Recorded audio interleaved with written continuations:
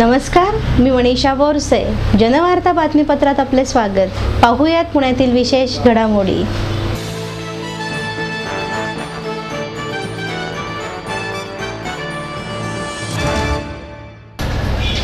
आयुर्वेद विकास परिषदेतर्फे भारतीय चिकित्सा परिषदेतील नवीन सदस्यांचा सत्कार डॉक्टर भूषण पटवर्धन यांच्या हस्ते करण्यात आला.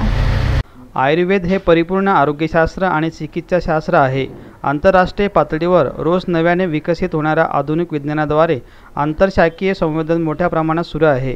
या संधीचा उपयोग करून हिंदुस्थानी तरुणांनी आधुनिक विज्ञानासह आयुर्वेदाचा जगाला परिचय करून देण्याची गरज असल्याचं मत ज्येष्ठ शास्त्रज्ञ डॉक्टर भूषण पटवर्धन यांनी व्यक्त केलं. आयुर्वेद विकास परिषदेतर्फे केंद्रीय भारतीय चिकित्सा परिषद संस्थेमध्ये पुण्यातील डॉक्टर सदानंद सरदेशमुख, कोल्हापूर येथील डॉक्टर सूर्यकिरण वाघ, नागपूर येथील डॉक्टर जयंत देवपुराजी, मुंबई येथील डॉक्टर आश्वानंद सावंत, नाशिक येथील डॉक्टर विजय थोरात या 5 सदस्यांची निवड झाली आहे.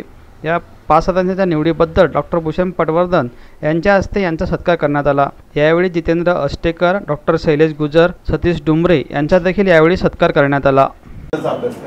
मी सुद्धा आयुर्वेदाचा अभ्यास का केला, कारण मला हे खात्री पटली की माझं जीवरसायनशास्त्राचं ज्ञान हे आयुर्वेदाचा अभ्यास केल्यानंतर अधिक वृद्धिंगत होईल. पूर्वी कसं होतं की आधुनिक शास्त्र असं गृहीत धरून चालायचं की आम्हाला सगळं काही समजतं, आम्हाला जे काही समजतं, आम्हाला जे काही मोजता येतं त्याच्यावरती जर आधारित आमच्याकडे काही पुरावे आले तरच आम्ही मान्य करू की हे खरं आहे, अन्यथा ते खोटं आहे. आम्ही त्याला चॅलेंज केलं, आधुनिक शास्त्रामधनं चॅलेंज केलं की असं का तर प्रत्येक वेळेला आपण धरून चालावं की आधुनिक शास्त्र म्हणतील तेच खरं. म्हणून आम्ही एक नवीन मुवमेंट सुरू केली, त्याला आम्ही आणि खूप मोठा भाग हा शाश्वत आहे. त्याला बेसिक प्रिन्सिपल्स पंचमहाभूताची संकल्पना असो, त्रिदोषाची संकल्पना असो, धातूंची संकल्पना असो, या संकल्पना शाश्वत आहे. पण त्याची प्रॅक्टिस जी आहे ती शाश्वत आहे का? नाही.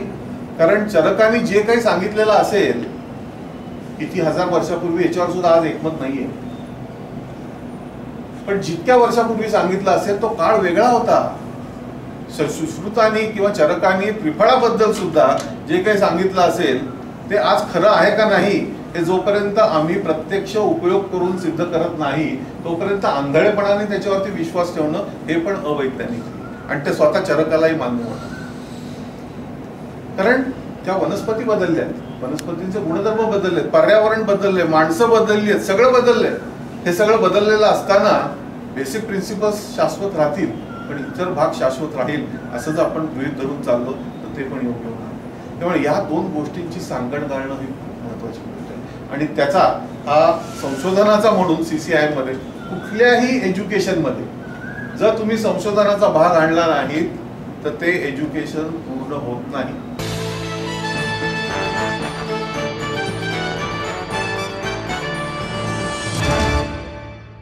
शालेय पोषण आहार नवीन बचत गटांना देण्याचा मनपाचा प्रयत्न. जुन्या महिला बचत गटाच्या वतीने आंदोलन करण्यात आले. सावित्री बचत गट महासंघाबाबत महापालिकेकडे तक्रारी आल्या होत्या. पोषण आहार पुरवण्याचे काम महासंघाला मिळणार नसल्याचं प्रशासनाने स्पष्ट केलं. दरम्यान त्याऐवजी जास्तीत जास्त बचत गटांना काम देण्यात येईल असे आश्वासन अतिरिक्त आयुक्त राजेंद्र जगताप यांनी बचत गटांच्या महिलांना दिले होते. मात्र महापालिकेच्या शाळांमधील विद्यार्थ्यांच्या शालेय पोषण आहार पुरवण्याचे काम देण्याचा विषय सध्या महापालिकेत गाजत आहे. शिक्षक मंडळाने जाहिरात देऊन हे काम अन्य बचत गट आणि कंत्राटदारांना देण्याची प्रक्रिया सुरू केली आहे. उदरनिर्वाहाचा प्रश्न निर्माण झाला असल्याचं मत काही महिलांनी सांगितलं. त्यामुळे याआधी हे काम करत असलेल्या सावित्री बचत महासंघातील बचत गटांनी आंदोलन केलं. या आंदोलनावेळी महाबचत गटातील महिला व पदाधिकारी उपस्थित होते. महासंघातील काही बचत गटातील महिलांनी सोमवारी जगताप यांची भेट घेऊन महासंघाला काम देणार नसाल तर महासंघामध्ये असलेल्या बचत गटांना काम देण्याची मागणी त्यांच्याकडून होत आहे.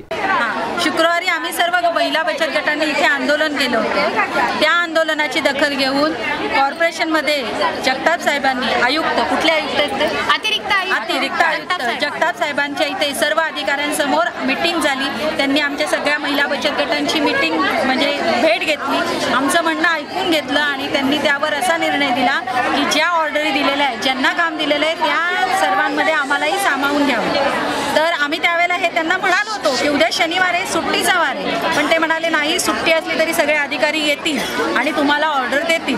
सकाळी 10 वाजल्यापासून सगळ्या महिला इथं हजर होत्या. लांब लांबच्या येरवड्याच्या वगैरे तर सकाळी 8 पासून निघालेल्या महिला. दिवसभर उपाशी तपाशी आम्ही इथं अधिकाऱ्यांची वाट बघत बसलो. एकाही अधिकाऱ्यांनी आमचा फोन उचलला नाही. कॉर्पोरेशनमध्ये गेल्यावरती तिथल्या अधिकाऱ्यांनी आम्हाला हकलून दिलं, तरीही आम्ही इथे अधिकाऱ्यांची वाट बघत होतो. मग फार वाट पाहिल्यानंतर 4 वाजता मोहिते आणि ढेबे सर इथे आले, पण ते म्हणाले आम्ही तुम्हाला ऑर्डर देऊ शकत नाही कारण मोठे अधिकारीच इथं हजर नाही आहेत. मग आम्ही त्यांना म्हणालो की मग आमचं म्हणणं कसं कळणार, तर ते म्हणाले तुम्ही लेखी आम्हाला परत द्या, आम्ही परत यावर विचार करू. आम्ही त्यांना हा मुद्दा म्हटलो की जगताप साहेबांनी जर ऑर्डर दिली म्हणलं तर आम्ही लेखी काय द्यायचं, आम्ही लेखी देणार नाही. आम्हाला त्यांनी सांगितले त्याप्रमाणे तुम्ही आम्हाला ऑर्डर द्या. आता तुमची काय मागणी? आता आमची मागणी अशीच आहे, जसं जगताप साहेब म्हणाले होते की सगळ्या गटांना काम आम्ही देतो, तसं आम्हाला या सगळ्या गरजू गटांना जशा पूर्वी काम करत होत्या तसं आमचं काम आम्हाला परत द्या. कारण 10 वर्ष झाले हे गट काम करताय आणि तुम्ही आता यांना काढून घेताय आणि नवीन गट उभे करून त्यांना काम देताय. मग ते तुमचे कोण नातेवाईक आहेत, ओळखीचे आहेत किंवा काय लागे बंदे, आम्हाला त्याच्याशी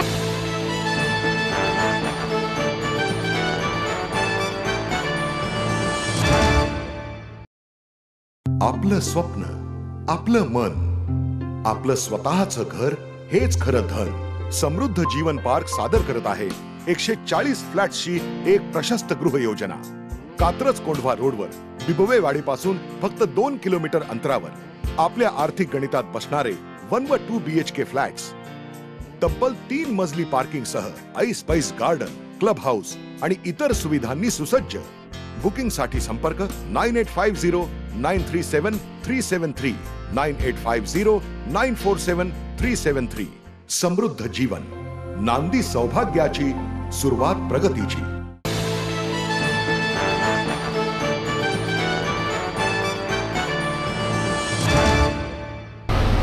गोहत्या कायद्याबंदी संदर्भात मुख्यमंत्री आणि भाजपशी चर्चा करणार अशी माहिती खासदार आठवले यांनी पत्रकार परिषदेत दिली. लोकसभा आणि विधानसभा निवडणुकात दलित मतदारांनी भाजप आणि शिवसेनेला भरघोस मतं दिली. त्यांना सत्तेवर आणण्याचं काम आम्ही केलं आहे. आता सत्तेत वाटा देण्याचं काम त्यांची जबाबदारी आहे. त्यामुळे पावसाळी अधिवेशनापूर्वी भाजपनं RPIला सत्तेत सहभागी करून घ्यावे अशी मागणी RPIचे अध्यक्ष खासदार रामदास आठवले यांनी व्यक्त केली. विविध कार्यक्रमानिमित्त आठवले पुण्यात आले होते. त्यावेळी त्यांनी पत्रकार परिषद घेतली. RPIचे महाराष्ट्र कोषाध्यक्ष MD शेवाडे, हनुमंत साठे, महेश शिंदे, नवनाथ कांबळे, महेंद्र कांबळे, लतिका साठे यांच्यासह आदी मान्यवर यावेळी उपस्थित होत्या. गोहत्या कायद्यासंदर्भात देखील आठवले यांनी पत्रकारांशी संवाद साधला. गोहत्या बंदीचा कायदा आहे आणि हिंदू धर्मातल्या लोकांना काय पवित्र असल्यामुळे गायीची हत्या होता कामा नये म्हणून राज्य सरकारने गोहत्या बंदीचा कायदा ऑलरेडी केलेला आहे.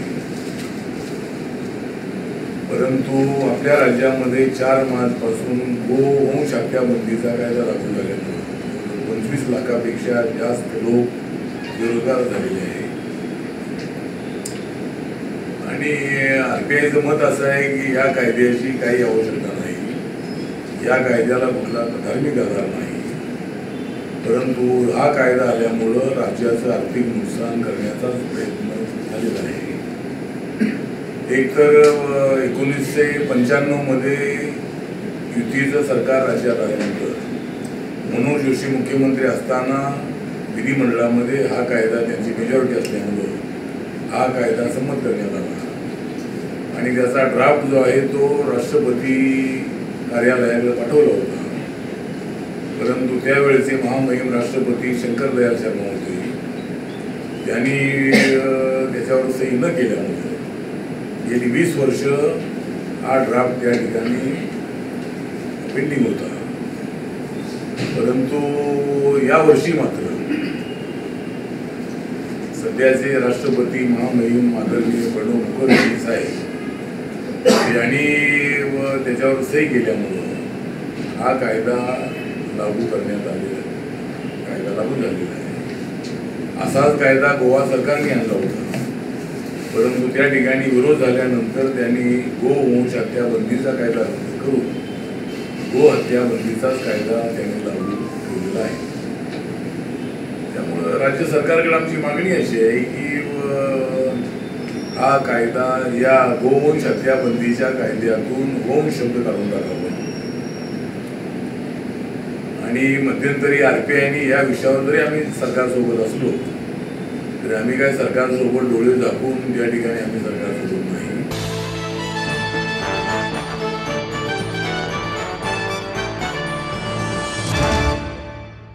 वन रँक वन पेन्शन लागू करण्याची मागणी करत माजी सैनिकांचे देशभरात आंदोलन करण्यात आले. वन रँक वन पेन्शन या मागणीकरिता सोमवारी देशभरातील माजी सैनिकांनी केंद्र सरकारच्या विरोधात निदर्शने केली. वन रँक वन पेन्शनकरिता 30 वर्षापासून माजी सैनिक आग्रही आहेत. लोकसभा व राज्यसभा सदस्यांनी योजना मान्य केली आहे. प्रशासकीय सेवेतील अधिकारी सेवानिवृत्तीनंतरही वन रँक वन पेन्शन लाभ घेत आहेत. सैनिकांच्या पेन्शनमध्ये तफावत असू नये या मागणीला भगतसिंह कोश्यारी आयोगाने मान्य केले होते.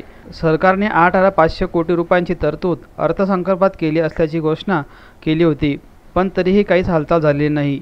मोदी यांनी पेन्शन लागू करण्याचे आश्वासन दिले होते. संरक्षण मंत्री मनोहर पर्रिकर यांना भेटून आम्ही आमचे म्हणणे मांडले आहे, असे मत रवींद्र पाठक यांनी सांगितलं. फायनान्स मिनिस्टर आणि रक्षामंत्री एकच होते. आम्हाला वाटलं आता तरी आमची मागणी मान्य होईल, पण आमची गव्हर्निंग बॉडीची टीम जेव्हा रक्षामंत्र्यांना भेटली तेव्हा होते जेटली साहेब. तेव्हा जेटली साहेबांनी सांगितलं की तुमची मागणी थोडी कमी करा. म्हणजे काय की जे पार्लमेंटली अप्रूव्ह केलं आहे ते बदलायचा प्रयत्न करत होतो. तेव्हाच आम्ही त्यांना सांगितलं होतं हे शक्य नाही आहे. जे पार्लमेंटनी अप्रूव्ह केलं आहे तेच आम्हाला पाहिजे आणि त्याची तारीख शक्यतोवर तुम्ही लवकर सांगा. साधारण किती निधी लागणार आहे तर व्यवस्थित सर्वांना पेन्शन मिळावं या आजच्या काळात? तर याचं उत्तर द्यायला थोडा आधीचा बॅकग्राऊंड द्यावा लागेल. जेव्हा ही स्कीम अप्रूव्ह झाली तेव्हापासनं ब्युरोक्रॅट्सनी रक्षामंत्र्यांच्या समोर 3,000 कोटीपासनं 22,000 कोटीचे वेगवेगळे पैसे लागतील असा एक प्रस्ताव मांडला होता. परंतु जेव्हा पर्रिकर साहेब रक्षामंत्री झाले तेव्हा त्यांनी कॅल्क्युलेट करून स्वतः कॅल्क्युलेट करून एका साध्या कॅल्क्युलेटरवर कॅल्क्युलेट करून या स्कीमला 8,300 ते 8,600 करोड लागतील असा अंदाज बांधला. आणि तोच अंदाज जेव्हा गव्हर्मेंट ड्राफ्ट लेटर बनवलं गेलं तेव्हा तो अंदाज बरोबर ठरला. आणि साधारण आज जर ती स्कीम इम्प्लिमेंट केली तर त्याच रेंजमध्ये पैसे लागतील. परंतु जर त्यांनी अजून विलंब लावला तर मात्र पैसे वाढतील, कारण तारीख ज्या तारखेपासून हे लागू होणार आहे ती तारीख सर्व बांधतात बदलणार नाही. म्हणजे एक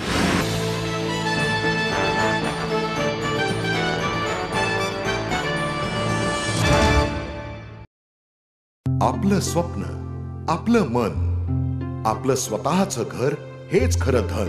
समृद्ध जीवन पार्क सादर करत आहे 140 फ्लॅट्सची एक प्रशस्त गृह योजना. कात्रज कोंढवा रोडवर बिबवेवाडीपासून फक्त 2 किलोमीटर अंतरावर आपल्या आर्थिक गणितात बसणारे 1 व 2 BHK फ्लॅट्स. तब्बल 3 मजली पार्किंग सह ऐस पैस गार्डन, क्लब हाऊस आणि इतर सुविधांनी सुसज्ज. बुकिंग साठी संपर्क 9850937373 9850947373. समृद्ध जीवन, नांदी सौभाग्याची, सुरुवात प्रगतीची.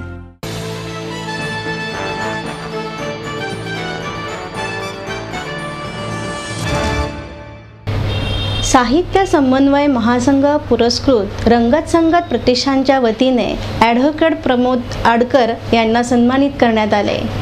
समाजाने आपल्यासाठी काय केलं आहे याचा विचार करता आपण समाजासाठी काय करायला हवे याचा विचार करण्याची गरज आहे. समाजातील सामान्य माणसांसाठी काम करता या संस्थेची निर्मिती करण्यात आले असल्याचं मत ॲडव्होकेट प्रमोद आडकर यांनी व्यक्त केलं.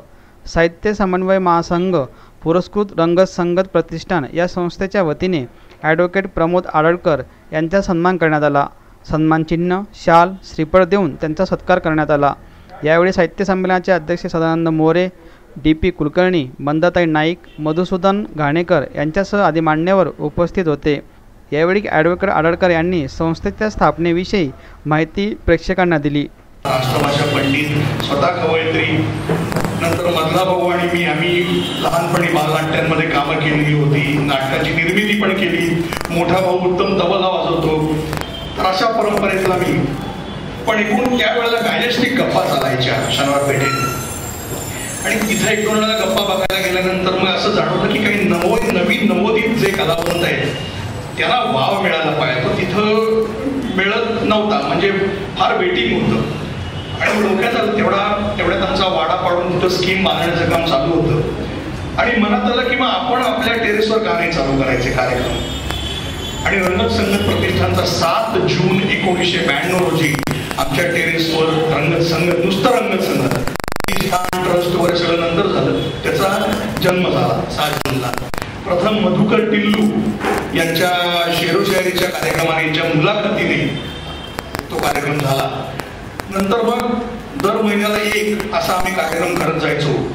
पण नंतर जागा ती अपुरी पडायला लागली आणि काही महिन्यानंतर मग आम्ही स्नेहसदनमध्ये कार्यक्रम करायला लागलो. आज त्यावेळेला परिस्थिती अशी होती की आमचे जसे लोक यायचे तसे लोक म्हणायचे की तुमची वर्गणी काय, तर म्हणायचं वर्गणी नाही, फक्त तुमचा पत्ता द्या, तुमच्या पत्त्यावर आमचं पत्र येईल. आज त्या काळामध्ये जवळजवळ 300, 400, 500 पत्र ही आम्ही सगळ्या सभासदांना पाठवायचो. ते काम माझी पत्नी, मैथिली, आमची वहिनी ही पण आवर्जून उपस्थित आहे, सगळेजण घरचे करायचे. म्हणजे घरच्यांच्या पाठबळाशिवाय मी आज ही संस्था उभी करू शकलो नसतो, चालवू शकलो नसतो. आज मी आणि माझी आई, आज आम्ही दोघं जण कारणीभूत आहोत ही संस्था सुरू करायला. मुख्य म्हणजे समाजाने आपल्या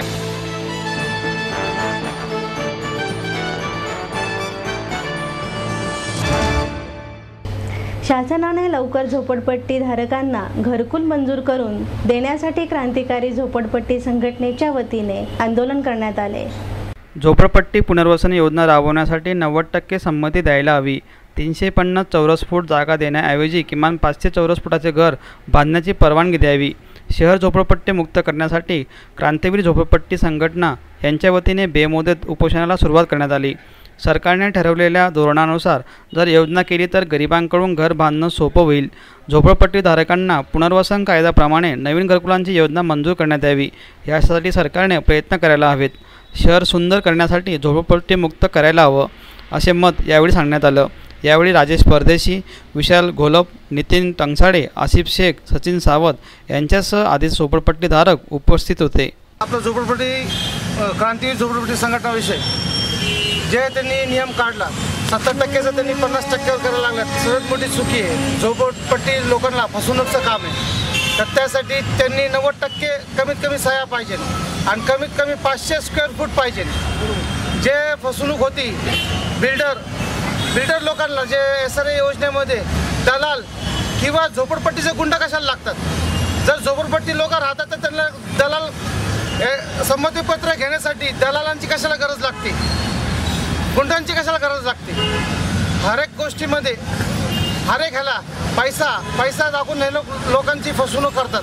आम्ही ASI मध्ये तुमचं काय बदल करणं अपेक्षित असं तुम्हाला वाटतं? SRA मध्ये बदल म्हणजे 500 स्क्वेअर फूट पाहिजे, 90% संमतीपत्र घेण्याची पार्किंग सुविधा पाहिजे, हर एक बांधकामाचा दर्जा चांगला पाहिजे,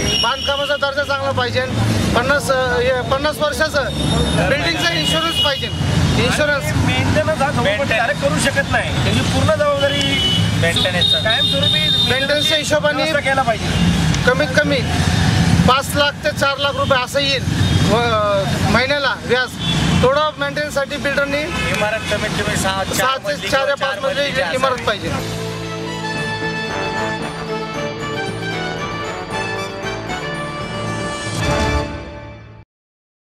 आपलं स्वप्न, आपलं मन, आपलं स्वतःचं घर हेच खरं धन.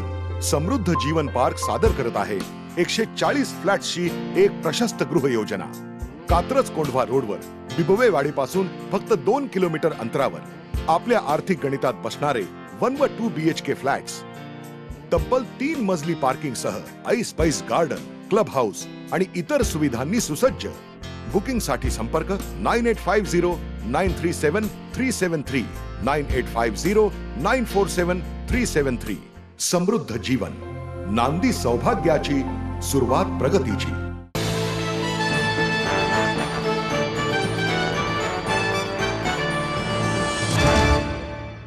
वाहतुकीची जनजागृती आणि जीवन सुरक्षा जनजागृतीसाठी श्रीपतराव गुंड यांनी प्रामाणिक प्रयत्न केला. समाजसेवा हीच ईश्वर सेवा मानून बापूराव उर्फ श्रीपतराव गुंड यांनी नवीन उपक्रम हाती घेतला आहे. महाराष्ट्रात प्रत्येक शहरात जाऊन तेथील नागरिकांना वाहतुकीचे नियम सांगण्याचा प्रयत्न ते करत आहेत. वेगमर्यादा पाळा, अपघात टाळा, सिग्नल तोडू नका, पोलिसांना सहकार्य करा अशा प्रकारचे अक्षरे लिहिलेल्या पोशाख परिधान करून ते चौकात जाऊन लोकांना जनजागृती करत आहेत. पुण्यातील काही चौकांमध्ये जाऊन त्यांनी रस्ता सुरक्षा संदर्भात आणि वाहतुकीच्या नियमाबाबत लोकांना आव्हान केलं. अशा प्रकारे महाराष्ट्रातील प्रत्येक शहरामध्ये जाऊन वाहतूक निर्णयांची जनजागृती आणि जीवन सुरक्षा मोहीम राबवण्यात येणार असल्याचं गुंड यांनी सांगितलं. मी बापूराव गुंड 2001 पासून मी वाहतुकीविषयी जनजागृती करतो आहे. बराच अभ्यास केला आहे. त्या उद्देशानं मी भारतातील विविध प्रांतातील भाषेचा मजकूर लिहिलेला आहे शर्ट टोपीवरती. आणि लिहिण्याचा उद्देश हा की भारतातल्या प्रत्येक नागरिकाला, प्रत्येक भाषिकाला वाटलं पाहिजे की हा माझा बांधव माझ्या भाषेमध्ये मजकूर लिहून, संदेश लिहून जनजागृती करत आहे. त्याला आपुलकी, माणुसकी वाटली पाहिजे. हा सगळ्यात महत्त्वाचा उद्देश आहे. मी वाहन चालकाला विनंती करतो की तुम्ही ड्रायव्हिंग करताना वेगमर्यादा पाळा, अपघात टाळा, जाताना गाडी चालवताना मोबाईलचा वापर टाळा असं विनंती करतो.